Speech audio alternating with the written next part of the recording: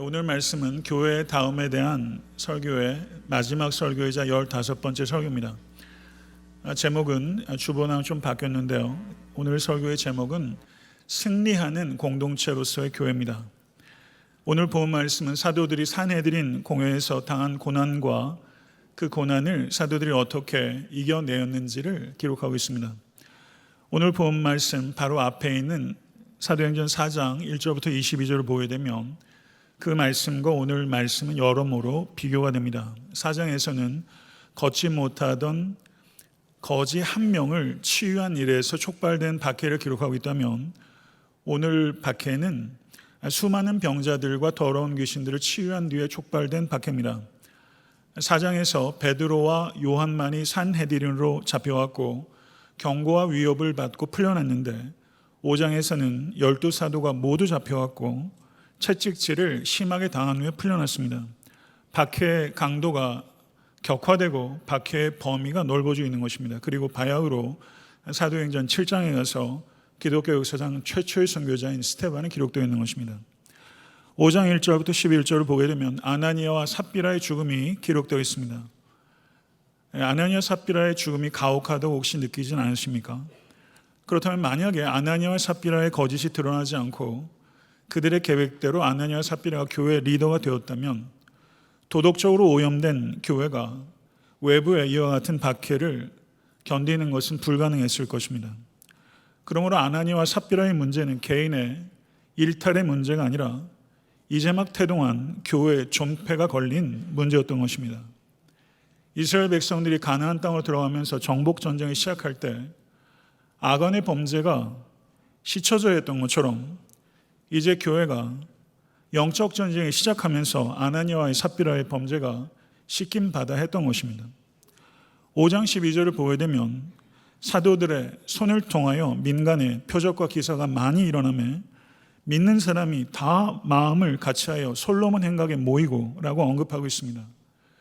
아나니아 삽비라의 문제 해결돼서 교회의 퓨리티가 돌아오자 믿는 사람들이 다 마음을 같이하여 그들이 잡혀갔던 장소인 솔로몬 행각으로 모이는 유니티가 돌아온 것입니다. 퓨리티와 유니티가 결합될 때 파워가 회복되는 것이고 그래서 위대한 역사들이 나타나게 된 것입니다. 14절 말씀을 보게 되면 믿고 주께로 나오는 자가 더 많으니 남녀의 큰 무리더라. 교회의 급속한 부흥이 언급되고 있습니다. 오늘 아까 노래했던 것처럼 사람이 많아지는 교회가 아니라 사랑이 많은 교회, 단순하게 성도가 많이 늘어나는 교회가 아니라 믿고 주께로 돌아오는 자가 더 많은 교회, 그것이 진정으로 부흥이라고 믿습니다. 교회는 세상과 분리되거나 세상에 동화되지 않고 세상 한가운데서 세상과 거룩하게 구별될 때 교회는 이 땅에 부흥을 가져오게 될 줄로 믿습니다. 16절을 보니까 예루살렘 부근에 수많은 사람들도 모여 병든 사람과 더러운 귀신에게 괴로움받는 사람을 데리고 와서 다 나음을 얻느니라 언급하고 있습니다. 예루살렘 부근이라는 기록이 거기 있습니다. 지금까지 사도행전에 기록되어 있는 모든 일들은 예루살렘 성 안에서 벌어진 일입니다. 그런데 처음으로 사도행전 5장 16절에 예루살렘 부근이라고 말하면서 이 복음이 드디어 예루살렘이라는 예루살렘의 성벽을 넘기 시작한 것입니다. 처음으로 복음이 예루살렘 성 밖으로 진출하게 된 것입니다. 사랑하는 성도 여러분, 애타한테 섬기는 교회를 통해서도 복음이 지속적으로 담장을 넘는 역사가 일어나게 되길 간절히 소원하고 그 일에 쓰임받으시는 우리가 될 수 있길 간절히 바랍니다. 하나님의 능력이 나타나자 사탄의 공격이 또 시작됩니다. 사탄은 언제나 부흥에 반발하여 기승을 부리는 존재라는 것을 기억하십시오. 17절과 18절을 보니까 대제사장과 그와 함께 있는 사람, 즉 사두개인의 당파가 다 마음의 시기가 가득하여 일어나서 사도들을 잡아다가 옥에 가두었더니 라고 말하고 있습니다. 사탄의 도구로 쓰임받는 이들이 다름 아닌 종교 지도자였다는 것입니다. 초대교회 역사뿐만 아니라 기독교 역사 전체를 통해서도 복음의 가장 적대적인 집단은 아이러니컬하게도 종교 지도자일 때가 많았다는 것을 우리는 경계해야 합니다. 대제사장과 사두개인들은 허다한 병든 사람과 더러운 귀신 들린 사람들의 아픔에 공감하지 못했고, 그들이 사도들을 통하여 하나님께서 치유해 주셨을 때, 그들이 나음을 얻었을 때 그들의 기쁨에도 공감하지 못했습니다. 그들은 타인의 아픔과 기쁨에 철저하게 둔감했습니다. 그런데 사도들의 영향력이 확장돼서 그들에게 명예와 그리고 영향력이 커지는 것을 볼 때 그들은 그토록 민감했던 것입니다. 여기에서 우리는 단지 기능적 권위를 가지고 있는 종교 지도자들과 하늘로부터 내려온 참된 영적 권위를 가지고 있는 사도들의 격돌을 보게 되는 것입니다. 가짜와 진짜가 격돌하고 있는 것입니다. 가짜가 진짜를 대할 때 두 가지 방법이 있습니다. 하나는 학문이 없는 자로다 라고 말하면서 진짜를 무시하는 게 한 방법이요, 둘째는 진짜를 겁박하고 박해하는 것이 또 다른 방법입니다. 이 가짜들이 진짜를 가둔 감옥을 헬라어로 오늘 본문에 테레시스라는 단어가 사용되고 있는데요, 이 테레시스라는 이 감옥은 경비가 매우 산엄하고 환경이 매우 열악한 퍼블릭 프리즌입니다. 우리 번역엔 그저 옥이라고 번역되어 있는데 영어 번역에선 퍼블릭 프리즌이라고 번역이 되어 있을 거예요. 어떤 학자들은 이 퍼블릭 프리즌이 테레시스가 공개된 감옥이었을 것이다 라고 언급하고 있습니다. 만약에 그렇다면 대제사장들은 공개된 감옥, 즉 사람들이 지나가면서 감옥에 갇혀있는 죄수들을 볼 수 있도록 오픈된 장소에 사도들을 전시함으로써 사도들의 수치심을 자극하고 하룻밤 감옥에 12명을 몰아넣음으로 인해서 밤새 이들의 하룻밤 사이에 서로 연대감이 흔들리고 깨어지는 것을 조장해서 다음날 일찍 신문할 때 그와 같은 것을 심리적으로 이용하려고 했던 부분이 있을 것이라는 것이죠. 그러나 이와 같은 가짜들은 하나님의 능력을 계산해 놓지 못했습니다. 19절과 20절을 보게 되면 이들이 계산하지 못했던 하나님의 능력이 기록되어 있습니다.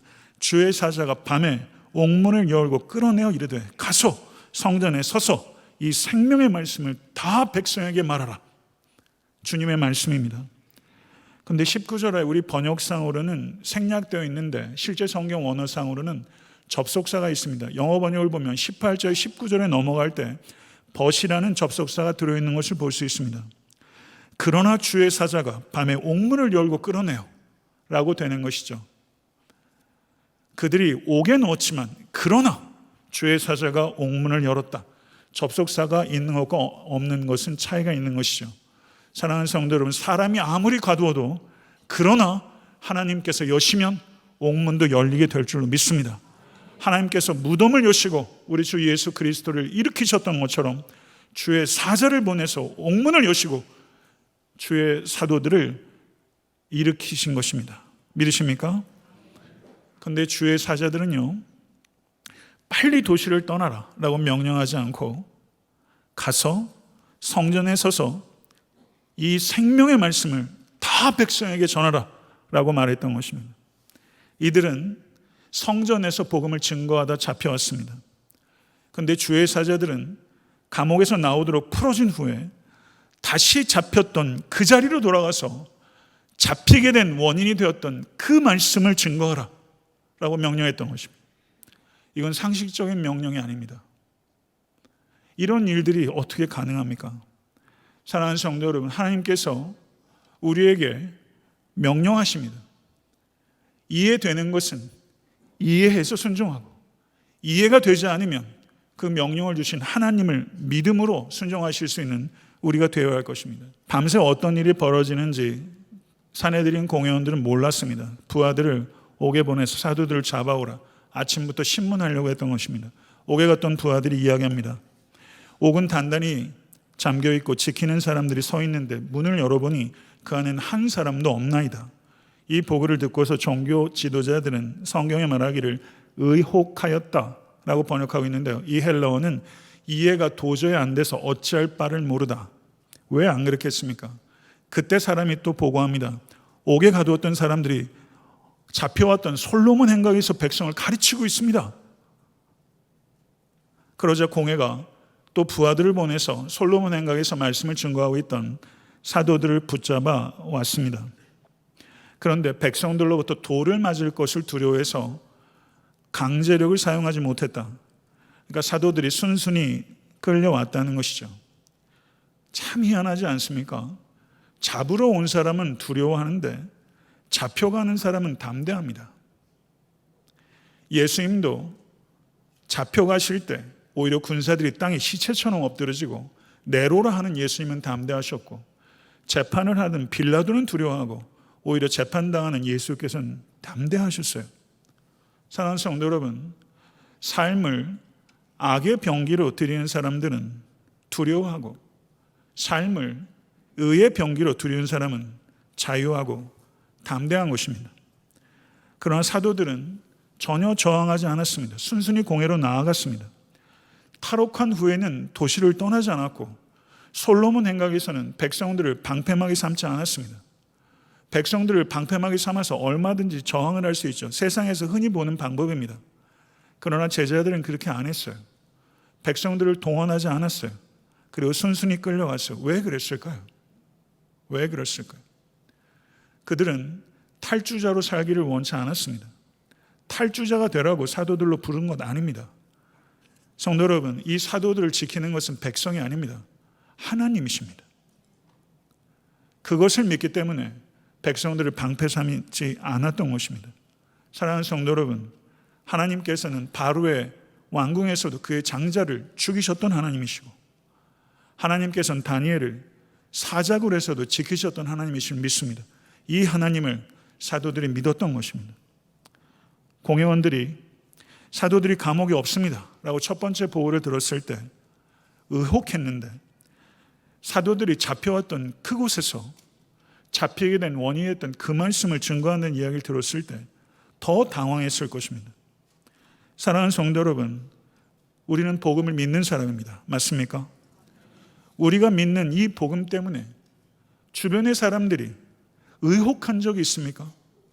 도저히 이해가 안 되고 어쩔 바를 몰라서 당황스러워할 정도로 복음은 그렇게 세상에 소동을 일으키는 것입니다. 칼바르트는 복음은 세상에 great commotion, 큰 소동을 일으키는 것이다 이렇게 말했는데요, 저는 여러분과 저와 애타한테 섬기는 교회가 복음의 능력으로 이 세상에 위대한 소동을 일으킬 수 있기를 간절히 소원합니다.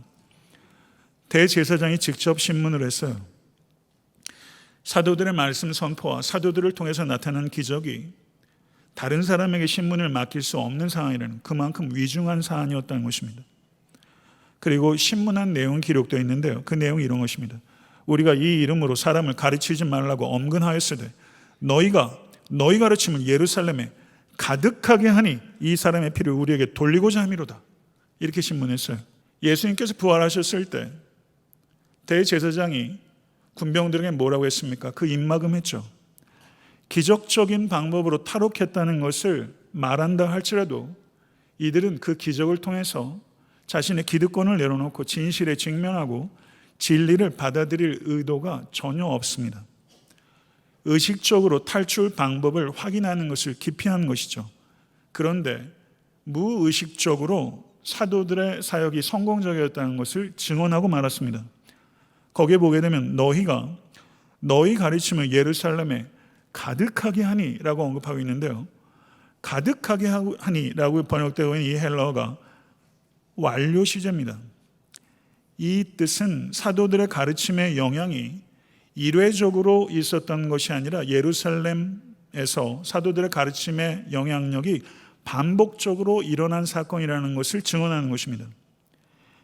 무의식적으로 사도들의 말씀 사역이 성공적이었다는 것을 신문하는 자가 증거하게 된 거예요.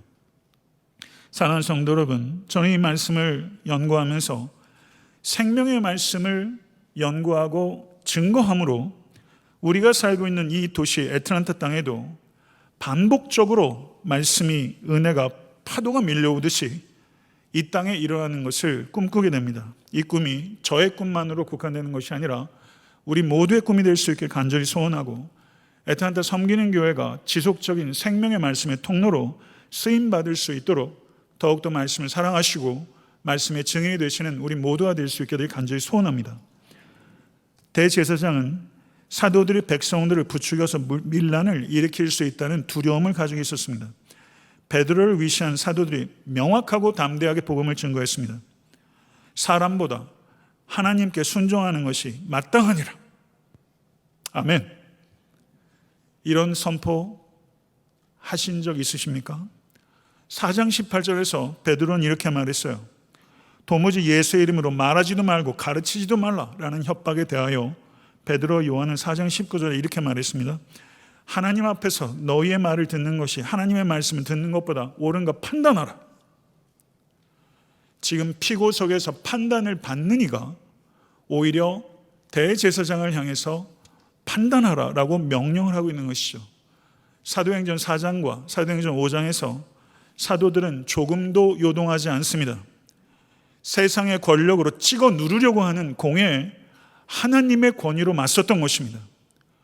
공회는 사도들을 빅틈으로 세웠지만 하나님께서는 사도들을 빅토로 세우신 것입니다. 믿으십니까?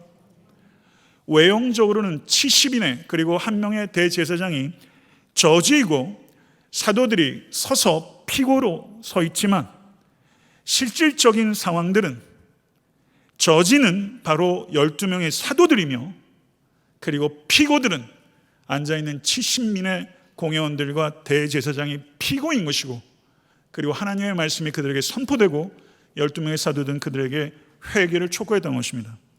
믿으십니까? 30절에서 32절의 말씀을 우리 같이 한번 뜨거운 마음으로 읽어보도록 하겠습니다. 여기에 복음의 진수가 다 들어있습니다. 30절 32절 너희가 나무에 달아 죽인 예수를 우리 조상이 하나님이 살리시고 이스라엘에게 회개함과 제사함을 주시려고 그를 오른손으로 높이사 임금과 구주로 삼으셨느니라. 우리는 이 일의 증인이요 하나님이 자기에게 순종하는 사람들에게 주신 성령도 그러하니라. 아멘. 사도들은 자신을 변호하기 위해서 한마디도 하지 않았습니다. 그들의 유일한 관심사는 자신이 아니라 복음이었습니다. 복음을 변호하기 위해서 힘을 다한 것입니다. 이 선포 안에 복음이 다 녹아 있습니다. 이 말을 제가 그대로 조금만 풀어보겠습니다. 예수님께서 죽으셨습니다. 하나님께서 예수님을 다시 살리셨습니다. 죄인들이 회개하고 죄사함을 얻도록 하기 위하여 하나님께서 그리스도 안에서 행하신 하나님의 역사입니다. 하나님께서는 예수님을 높이사 임금과 구주이심을 증명하셨습니다. 우리는 이 모든 일의 증인입니다. 하나님께서는 순종하는 이에게 성령을 주십니다. 그리고 성령께서도 우리와 같이 이 일의 증인이십니다. 할렐루야. 이렇게 선포한 것입니다. 이들은 핍박 앞에서도 두려워하지 않았습니다. 그들은 복음에 대한 명확함과 담대함을 가지고 박해하는 자들에게 이 복음을 증거했고 이 복음이 오히려 그들에게 두려움을 일으키는 복음의 사람이 되었던 것이죠. 그랬더니 사도들의 선포를 들은 피고인 산헤드린 공회원의 반응이 크게 노했다라고 말하고 있습니다. 사도행전 7장 54절에서 크게 노했다라는 단어가 이를 갈다라고 번역되어 있습니다. 이들이 이를 갈았던 것입니다. 그런데 여기서 우리가 잠깐 유대교의 역사를 이해해야 될 필요가 있습니다.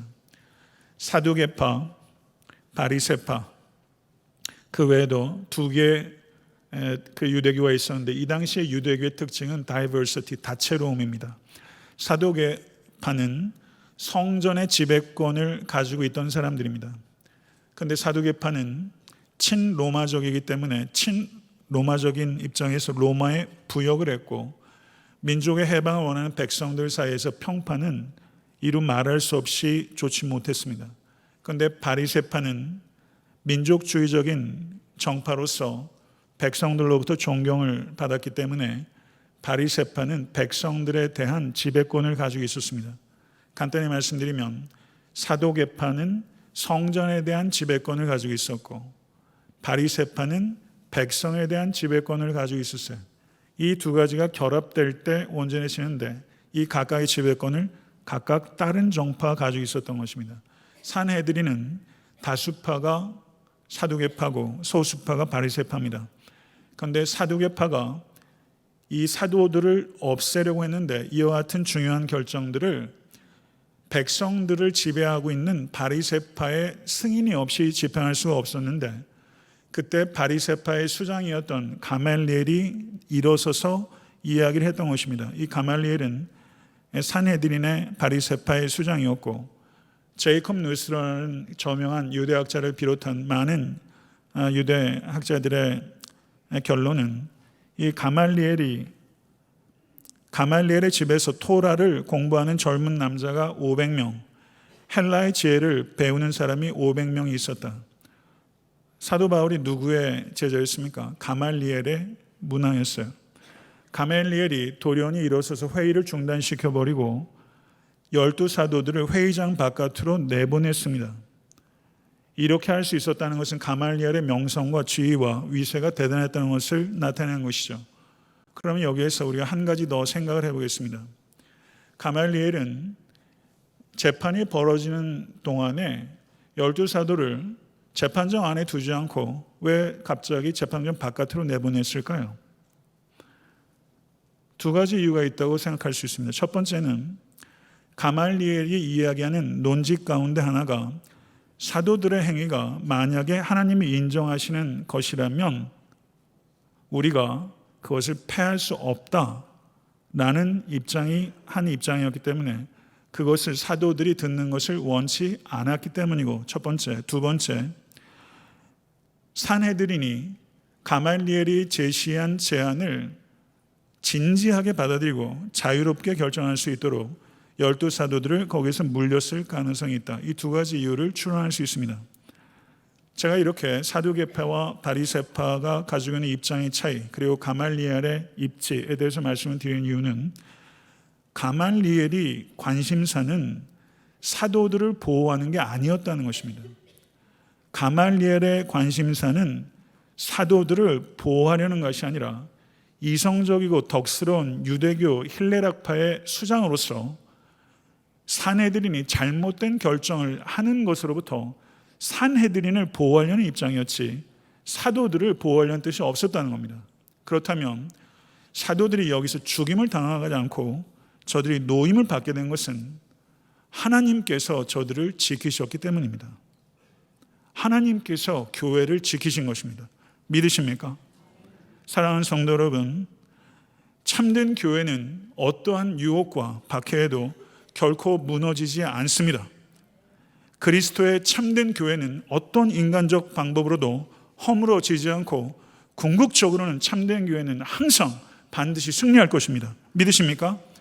승리하는 공동체로서의 교회는 참된 교회는 항상 승리합니다. 이것을 믿으실 수 간절히 축원합니다. 공회는 가말리엘의 제안을 받아들이지 않았지만 사도들을 그냥 풀어주지도 않았습니다. 채찍질했습니다. 그리고 예수의 이름으로 말하는 것을 금했습니다. 여기서 채찍질하다라고 번역되고 있는 헬라어가 살가죽을 벗기다라는 뜻입니다. 당시의 채찍질에는 여러 가지 종류가 있었는데요, 예수께서 맞으신 채찍질은 베르베라치오라는 채찍질입니다. 어차피 십자가형에서 죽을 죄수들이었기 때문에 이 가죽 끝에 납덩어리나 동물의 뼈를 그 안에 달아서 베르베라치오의 채찍을 예수께서 맞으시면 살점이 떨어져 나오고 뼈가 완전히 드러나고 심지어 창자가 드러나오는 채찍질, 로마의 채찍질이 세 가지입니다. 가장 혹독한 게 베르베라치오예요. 실제 이 채찍질을 통해서 사람이 죽기도 하고 불구가 되기도 합니다. 예수께서 맞으신 채찍질이 바로 베르베라치오입니다. 그런데 여기에서 사도들이 당했던 채찍질은 베르베라치오는 아닙니다. 이 채찍질은 두 번째 단가인 플레첼라치오라는 채찍질이었을 것입니다. 죽진 않고 평생 불구로 살진 않지만 평생 흉터가 남을 수 있는 채찍질, 그 가혹한 채찍질을 지금 제자들이 맞고 40에서 한 대 감한 채찍질을 맞고 제자들이 풀려났습니다. 그런데 이 채찍질을 맞고 제자들이 풀려나면서 그들이 기뻐했습니다. 41절의 말씀을 한번 같이 한번 읽겠습니다. 사도들은 그 이름을 위하여 능욕받는 일에 합당한 자로 여기심을 기뻐하면서 공회 앞을 떠나니라. 아멘. 기뻐하면서 떠났어요. 여기서 기뻐하면서의 이 단어의 형태는요, 잠깐의 감정적인 상태가 아니라 지속적인 마음의 상태를 표현하는 시제가 사용되고 있어요. 이들은 그 채찍질을 맞으면서 지속적으로 기뻐했어요. 박해와 협박에 굴복하지 않았어요. 그리고 42절 보십시오. 같이 한번 읽겠습니다. 그들이 날마다 성전에 있든지 집에 있든지 예수는 그리스도라고 가르치기와 전도하기를 그치지 아니하니라. 아멘. 사랑하는 성도 여러분, 이것이 교회입니다. 날마다 성전에, 다시 그 성전에, 솔로몬 행각에 잡혔던 그 솔로몬 행각에 다시 갈 수 있는, 세상 사람들이 의욕할 수밖에 없는 이 모든 능력은 예수께서 생명의 주이시오, 예수께서 말씀하신 것과 삶 전체가 생명의 말씀인 줄로 믿습니다. 사랑하는 성도 여러분, 우리도 가야 합니다. 우리도 솔로몬 행각에 서야 합니다. 가서 말씀을 전해야 합니다. 이들에겐 표현의 자유도 없었고 정부의 보호도 없었고 정당한 법 절차나 공정한 신문도 보장되어 있지 않았습니다. 그들이 복음을 증거한다는 것은 맞는 일이었고 죽는 일이었습니다. 그렇지만 위축되지 않았습니다. 명확하게 담대한 복음의 증인이 되어 하나님의 나라를 확장시켜 나왔고 세상을 변화시켜 왔습니다. 말씀 맺겠습니다. 사도행전 5장을 5개의 P로 요약할 수 있어요. 5개의 P. 아나니와 삽비라의 일이 회복되면서 첫 번째 purity, 두 번째 power, 세 번째 persecution, 네 번째 persistence, 다섯 번째 productivity. 이것이 사도행전 5장의 사이클이에요. 정결함, 능력, 박해, 인내, 열매. 이게 사도행전 5장의 사이클이에요. 우리 애타한테 섬기는 교회는 이제 한 사이클을 돌았다고 생각해요. 10년으로 하나의 매듭을 진 거예요. 이제 우리는 또 다른 사이클을 시작해요. 저는 사도행전 5장의 이 5개 5P의 이 사이클이 우리들의 교회의 사이클이 되기를 간절히 소원합니다. 이제 10살 된 소년 교회로서 애타한테 섬기는 교회도 퓨리티를 지키고 파워가 나타나며 그리스도의 퍼서큐션에 참여하고 소망 가운데 끝까지 기쁨으로 퍼시스턴스하고 놀라운 프로덕티비티를 맺는 승리하는 공동체, 이게 교회요, 애타한테 섬기는 교회의 미래가 될 수 있게 간절히 소원합니다. 이 일에 참여하신 여러분들 더욱더 우리도 한 마음으로 하나가 되어 퓨리티와 유니티를 결합시켜 놀라운 능력의 통로가 되는 성도와 교회가 될 간절히 축원합니다. 기도하겠습니다.